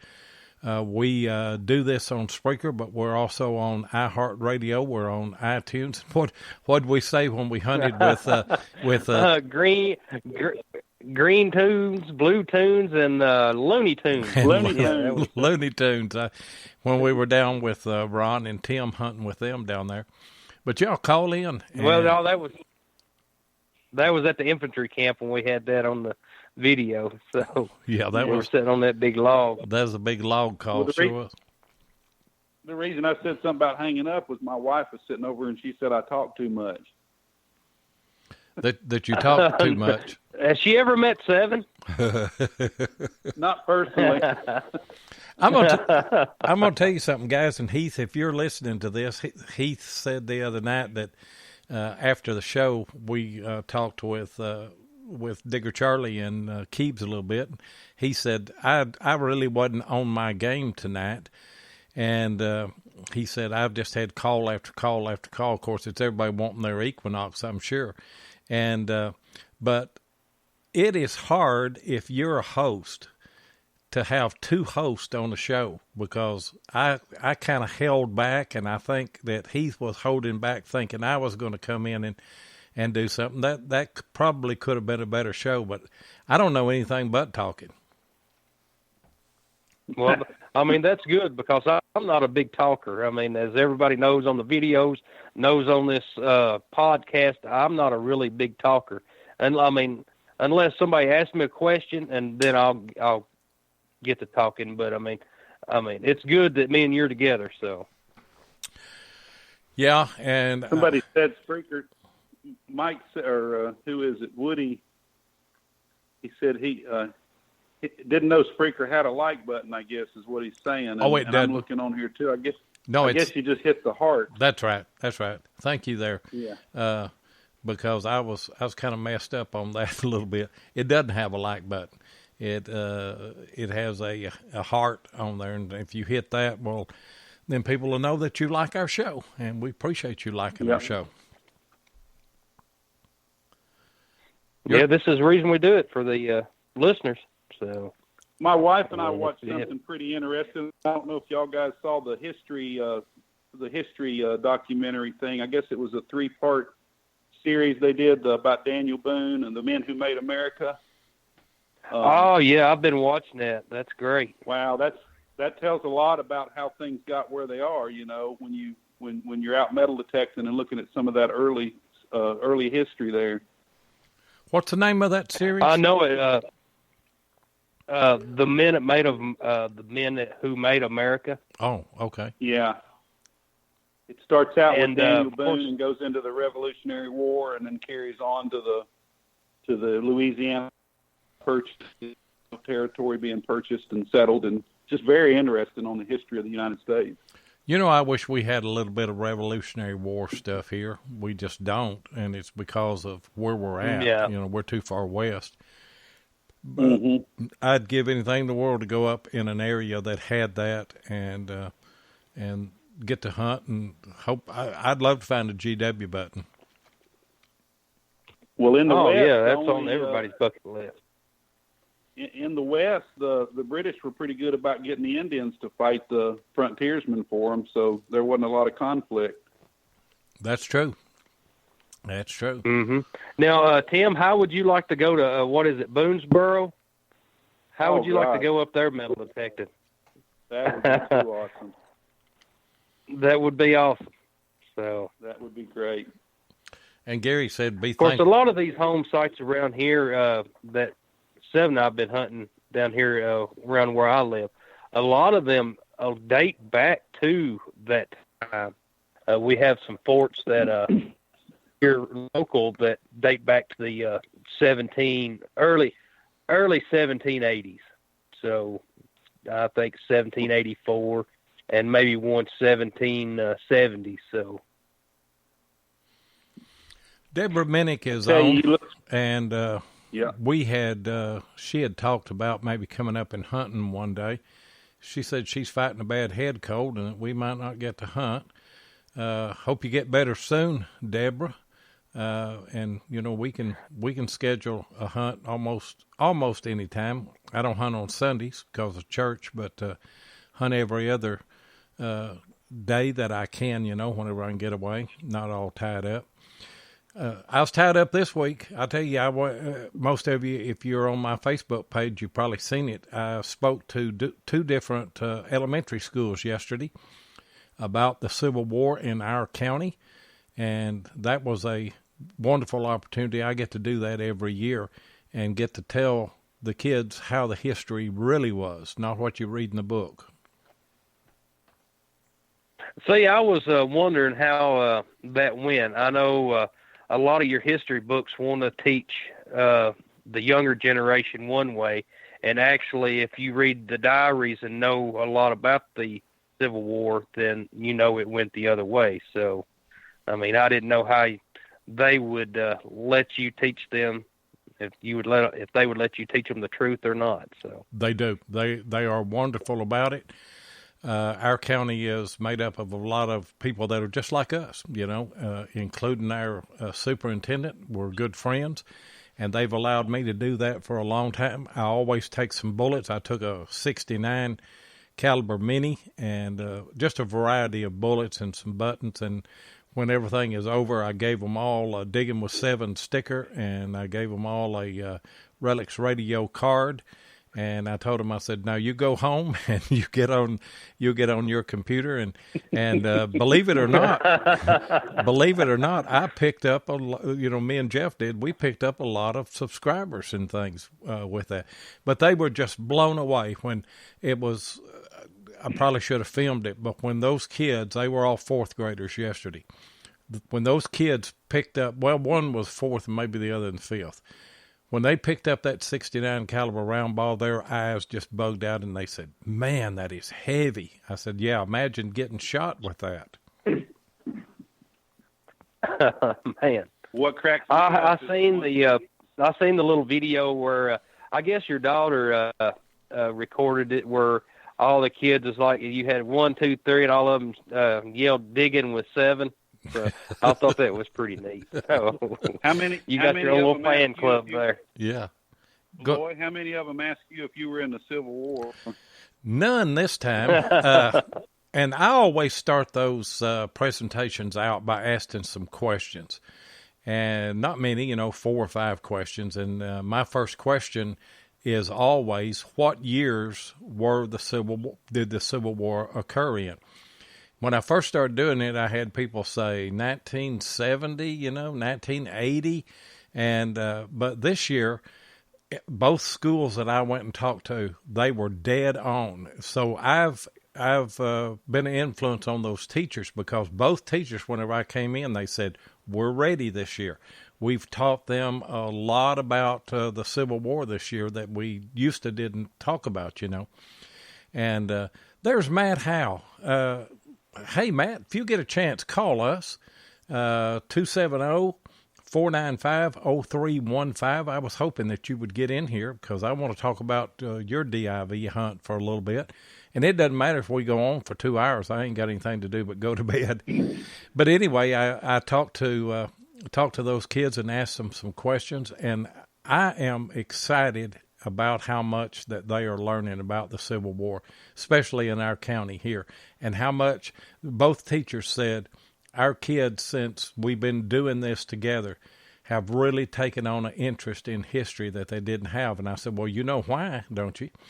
I said, it's because we make it, we make it personal, and we bring it home to our county. These are things that happened in our county. Mm-hmm. And that when you can actually touch the relics that come from their county, then, they're going to be more interested in it than they would if they just seen it in some kind of book. So, yeah, sure is.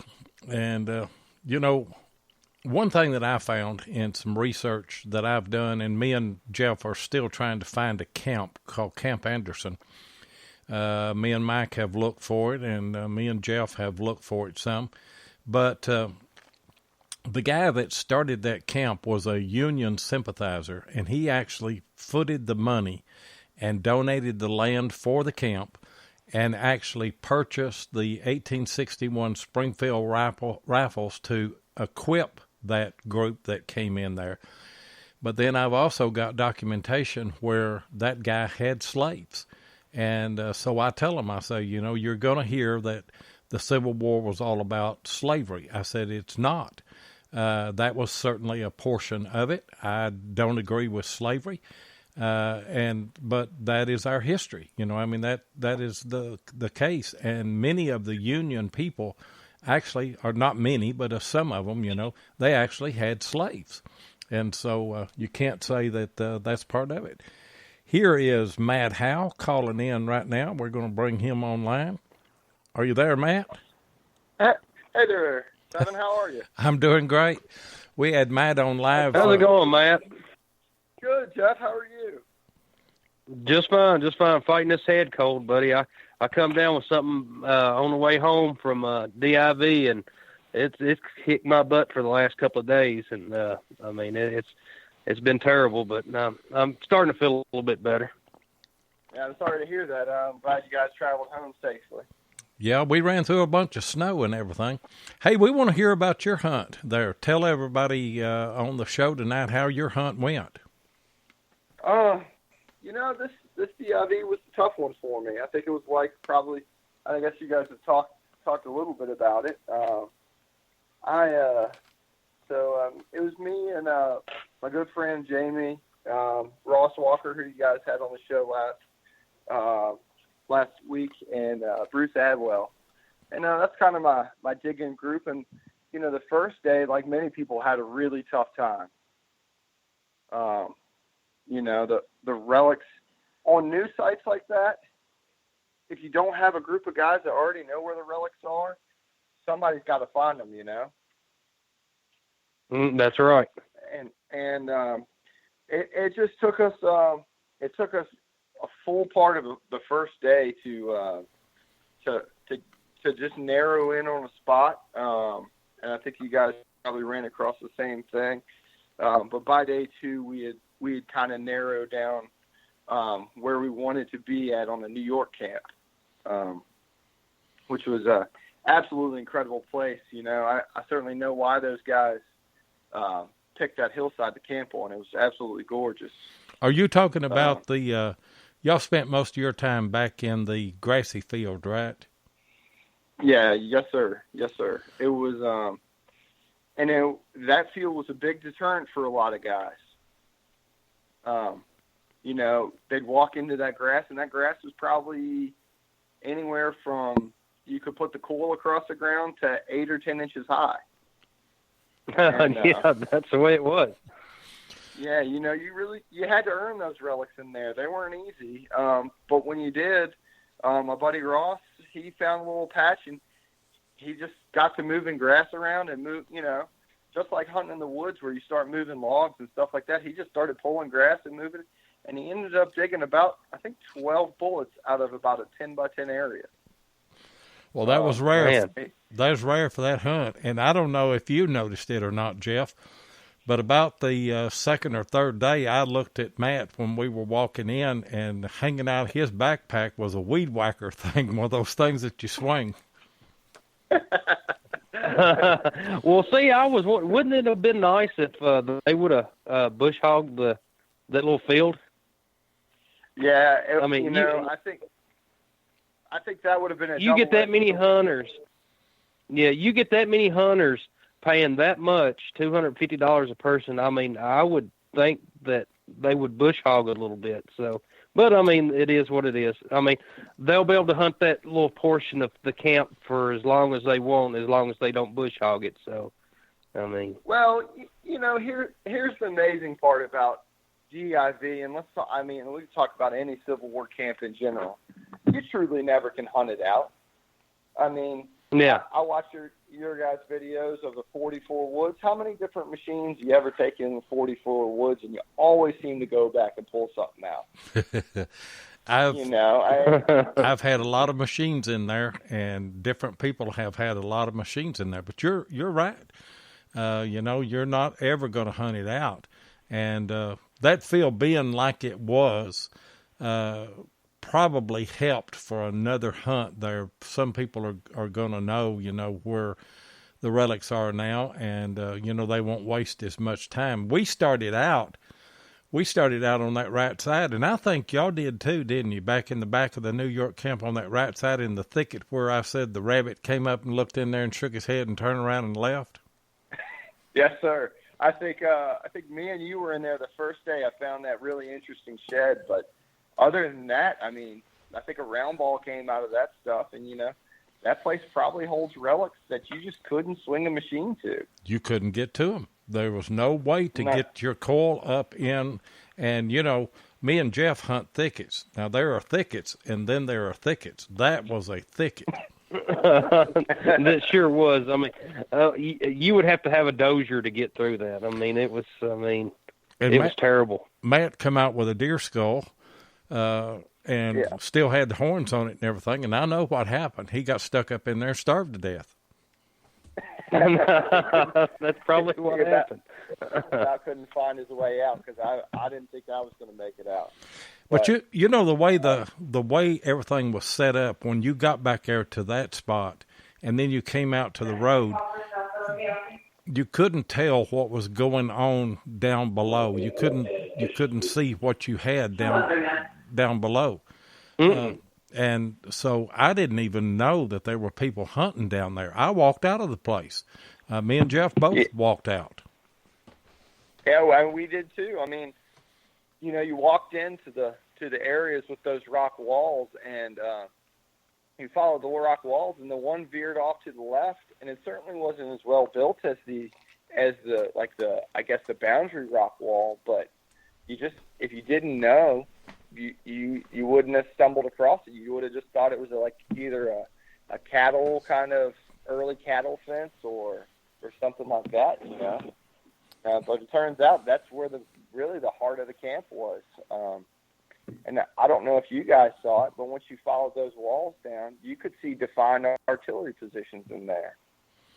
We didn't spend much time in there. We finally did go down in there the last day, and everybody was already gone. You guys had all gone to the dinner, and we hunted down there a little bit. We didn't find anything. I got up in the woods up there by the deer stand and did find a 58.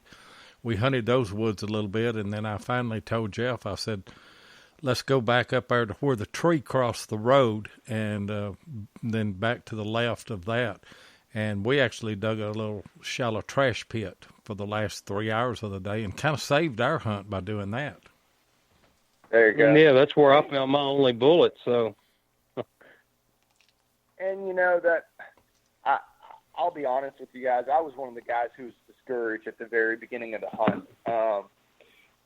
But that's kind of the DIV game. You always have 3 or 4 guys who are excellent with the GPX, and they've earned it because they put the hours and hours in, and they're always going to come out with great cases no matter the ground conditions or where they're hunting at, iron, anything like that. But for most of the guys, I would say I'm a fairly average guy. I do better some days than others, but for most of the guys, it is kind of can get frustrating, and it's easy to get lost in that frustration sometimes. I got frustrated the first day. I know Jeff got frustrated the first day, but Jeff is really good with his GPX. So you not only have to be good, you got to find a pocket. And that was a pocket place. One hole gave up, I think they said 108 bullets. And then you hunt for acres and acres and acres, and nobody finds bullets. So you had to be at the right place.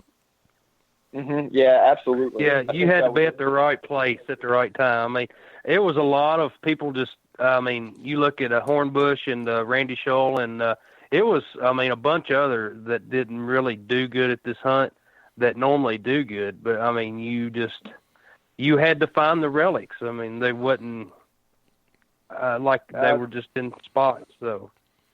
Yeah, some of the previous other hunts, they were huge dug-in camps that they returned to year after year, and you couldn't take a step without tripping over a bullet or a button, and I think that's probably what a lot of people expected. And it just, with the last couple of hunts, it just hasn't been that way. But you look at the overall quality of the relics that came out during. I know you guys didn't make it to the barbecue, but there were some truly once-in-a-lifetime finds there, and I think that's what keeps bringing people back to Diggin in Virginia. I think so, too. And were you surprised when you went to the barbecue and went in and saw all the trailers of artifacts there? Did it surprise you what you saw? A little bit. It was kind of just above what I expected. There's a lot of, DIV is that place that you can go dig a core badge, you could go dig an ID tag, or you could just stumble upon just this once-in-a-llifetime relic, except that the young gentleman that found that exceptional CS button, him and his dad were kind enough to let me hold it and get it together so I could put it on my video that I'm going to post up in a few days. But, a complete sword, the ID tag.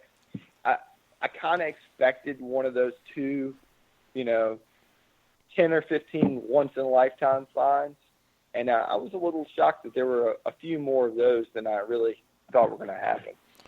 Well, that's what everybody said. Yeah, there were a lot of great finds found. I mean, of course, I'd seen pictures from the dinner, the trailers with all the finds, and I mean, there were a lot of good finds. So, I mean, it's worth hunting again. I mean, everybody's kind of honed in on little different spots, and there's still a lot of relics there to be found. So. Yeah, absolutely. And, I don't know about you guys, but we never made it over to Site 2. We went over there one day, and I found 158, and I think it was an old colonial house because Jeff found a tomback button over there. But we didn't. Well, we spent maybe half a day over there, but we should have just stayed. We should have went up on the New York camp there and just camped there for the whole thing. Because the one thing I wanted was a New York button, and I didn't find one, and I guess there were 50 or 60 found up there, maybe more than that. I just didn't get my coil over one. Yeah, and I wonder. Of course, I go ahead. No, you're good. Well, I was going to say, my best day. So I didn't dig a single mini ball the entire time I was there. I dug. I had my great day was the second day, and I'm not complaining, but all the targets I dug were brass. You didn't dig a bullet. I dug one round ball the very first day, and I didn't dig a bullet at all the entire rest of the hunt. Well, Jeff only got one bullet, and Jeff. Yeah, but I didn't. I found it with a pin pointer. yeah, found it in the trash pit. What was your best find, Matt? My best find was I dug a small size company letter B. That's right. And that thing is perfect condition. That day I dug 2 New Yorks, an eagle button, 2 J hooks, a 57 flying eagle, and then a bunch of mixed brass. Missouri Mike dug a flying eagle back there too, and that was that was a good find. Mm-hmm. He was about. Mike just said he didn't dig any bullets either. Mike didn't. My chat's locked up. I can't see what anybody's saying. Yeah, me and Jeff actually got Matt's number. He was on our live show last Thursday night. He was in the conference room. We had the pleasure of having him on the show, and I could tell that he was a very knowledgeable hunter. And so, and he's a Virginia guy, so we got his telephone number. And I was actually digging a knapsack triangle, and at the New York camp where the tree lays across the road. And I was filming that, and there was a guy up the hill from me, and he said, asked me, said, "What'd you find?" And I said, "I found a triangle off of a knapsack." And he said, "There's a guy back in the back there that just found a letter B." And I said, "Are you serious?" And he said, "Yeah, Matt Howe." I said, "Matt Howe? I know Matt Howe." And so I just called you on the phone, right there at the hole. Yeah. I said, "Did you find a company letter B?" "Oh, man, I did." He said, "It's great, So I kind of experienced that by proxy, I guess, getting word that you had found that. Yep. And see, Matt, I seen you got to hunt with T-Rex. Oh, yeah. That's right. That's right. I think that was a good thing to kind of, we have a good time, me and all the guys we go to hunt, we don't take ourselves too seriously, and I think that's kind of part of the fun too, Yeah, that was a good video. I like that. You have that on your YouTube channel, right? I think that's on the Diggin' in Virginia Facebook page. You know what? Actually, okay. I will put that on my channel. I got 2 videos of that. So if you, in the next couple of days, I'll do probably an outtakes from Diggin' in Virginia, and that'll be on my channel, Gone Diggin'. Hey, put your YouTube channel out there for everybody to know what it is, and your Facebook group, so all of our listeners will know. Yeah, so my YouTube channel is Gone Diggin', and just leave a G off the end. And the Facebook group is by my buddy Bruce, and that's Virginia Diggers. And if you pull it up on Facebook, it'll be Virginia State seal. We're pretty easy group, and Bruce has got a really neat thing he's doing right now with letters of the alphabet for relics. Like, so today he started off with A. What's your favorite A find? And there was an awful lot of neat artillery shells posted up, and my buddy Mike put his A was for Arkansas. He has a second Arkansas button. That's gorgeous. But there's a lot of neat guys on there, and it's a group, great group. I actually posted my video Tuesday on y'all's group, and I'm going to start doing that. I didn't know you had the letters of the alphabet. Does that run daily? Does the letter change, or how often does that work?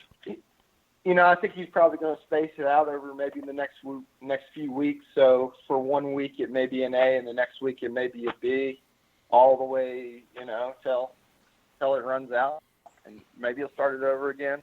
That's a good. But I think it's kind of neat. Yeah, it's a great idea. Yeah, that is pretty neat. And whenever we get to end, me and Jeff can post on there nothing.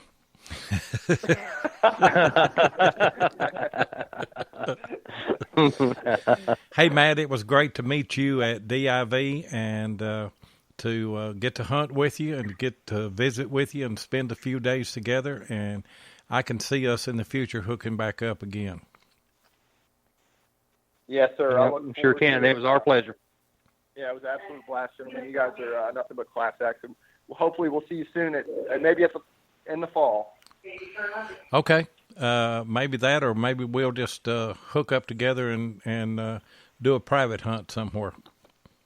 Yeah, that sounds fantastic, too. I'd love the opportunity. What we need to do is all hook up and run over to Matt Perdue's place, where we can dig some of those buttons out from under the button tree that are in the sand over there. We just invited ourselves, Matt, if you didn't know that, Matt Perdue. Yeah, we just invited ourselves to your place, so leave the light on for us. All right, well, thanks for having me on, guys, and we'll talk to you soon. Okay, thanks, Matt. All right, thank you, Matt. Good night. He's a great guy. Real great guy, I tell you. He is a great guy. Yeah, real great guy. And I mean, of course, I love the T-Rex video. If y'all hadn't seen that, I mean, it was funny. So, I mean, he was, I guess T-Rex had found like 3 CS plates, several CS buttons, and he had been metal detecting but 10 minutes. So, it was a funny video. So one guy had a drone out flying it around Site 1, and I would love to see that video. I mean, the guy that was flying it, I mean, he was awesome with that drone. I mean, he would fly all the way up to the New York camp and fly all the way back to headquarters in the Vermont camp. I mean, it's got to have some good footage on it. Yeah, I want to see that too. Tim Henderson did a great job for us with his drone. And yeah, he did. Yeah. And you would have got some footage whenever we were together, but you wouldn't have found your bucket list cones. But the wind was blowing, wasn't it, Tim? Well, he forgot to hit record button, didn't he? No. This was part of that. Yeah, the first time when we were out there with y'all, I had done one flyover and got some footage, and then I went to do the second one, and I had gotten comfortable. I really got in tight on Loy and Ron, and flew back over you. Then I cruised back over to myself and did a flyover. Thought, man, I got some really good stuff, and I looked down and I hadn't hit the record. So. But that's the way it goes. Back whenever I was a journalist, yeah. I shot about a half of the first half of a Kentucky basketball game. I covered them for about 12 years, and I had some great shots. And I thought, well, back then you used film and black and white film to shoot with, and I went to roll it up. I thought I'm surely just about out of film now, so they took a television break, and I went to roll my film, and it was just free winding there, and I thought, goodness gracious, I didn't even have any film in the camera, and sure enough, I did. No wonder you got 40-something pictures instead of 36. Yeah.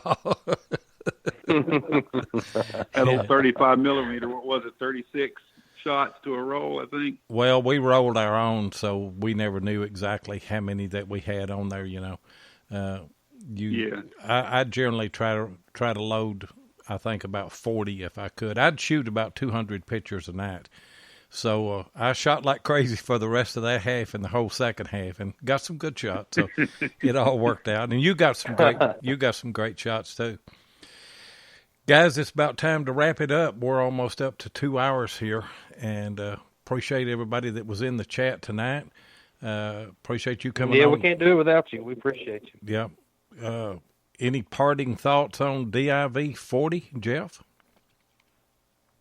Well, I mean, I had a great time. Wished hadn't have brought something home with me as cold-wise, but, I mean, didn't find as much as I would like to have, but, I mean, had a great time, and I know where I'm going if I go back to that farm. So, I mean, we've got that to look forward to. So, and I wish the guys, the men and women, good luck in the April hunt. Of course, I believe they're going to Coles Hill, and that's going to be a good hunt. I mean, I've hunted Coles Hill one time, and I remember a guy on the last day, it was in the evening, he got into a trash pit, and he was digging bottles just as fast as he could dig before dark, and then there were still bottles left when he had to cover it back up and leave. So I hope that gentleman, I hope he is drawn for this hunt, and I hope he goes back and finds his pit again. So, but I mean, DIV 40, like I said, it was pretty good for other people. It wasn't as good for you and I, but I mean, hey, that's the way it goes. I learned more about hunting. I learned more about my machine. I found a few relics, and I had a great time. We met some great people. We met people that comment on our videos and everything, and we were able to put a face with a name. So all the way around, it was a great time for both of us. There's no doubt. And the same on these shows. You know, we love you guys and appreciate the support that we get from you, and appreciate you coming back each week. Never know exactly what we're going to talk about. We know what we want to start with, but you know, the conversation goes where it does, and that's fine with me and Jeff because we just love to talk metal detecting. Let me remind you once again that we're going to be on again next Thursday night.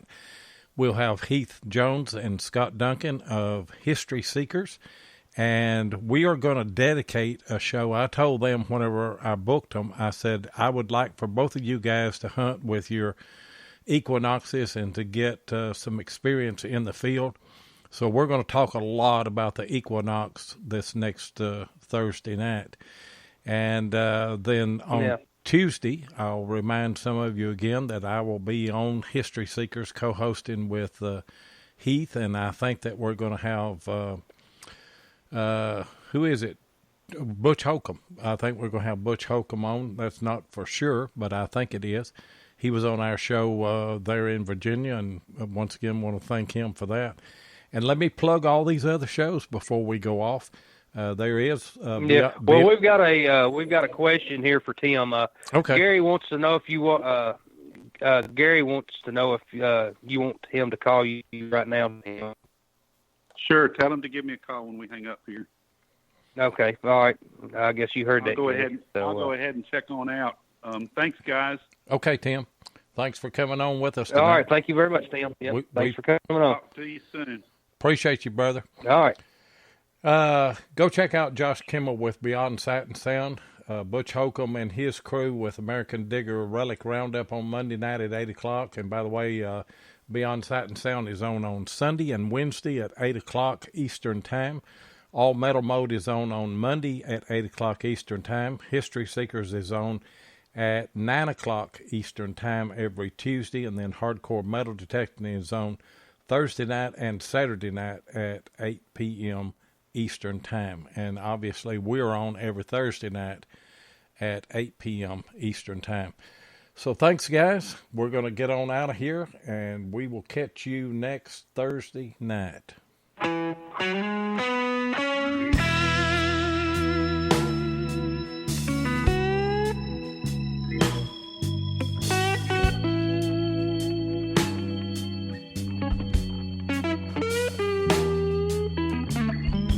Thank you so much for joining us tonight on Relics Radio. We really do appreciate it.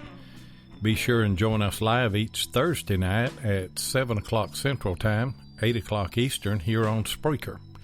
Or you can catch the archive show at Relics Radio on Spreaker, iHeartRadio, or iTunes. Please take a minute and hit the like button and be sure and follow us so that you'll get notifications of all of our upcoming broadcasts. You can also find us on YouTube at Diggin with 7 or Tennessee Jeff, or you can check us out on our Relics Radio Facebook page. If you'd like to get in touch with us, then send an email to digginwith7@gmail.com. We'd love to hear from you. We hope you'll join us next Thursday night, and until then, get out there and dig some history.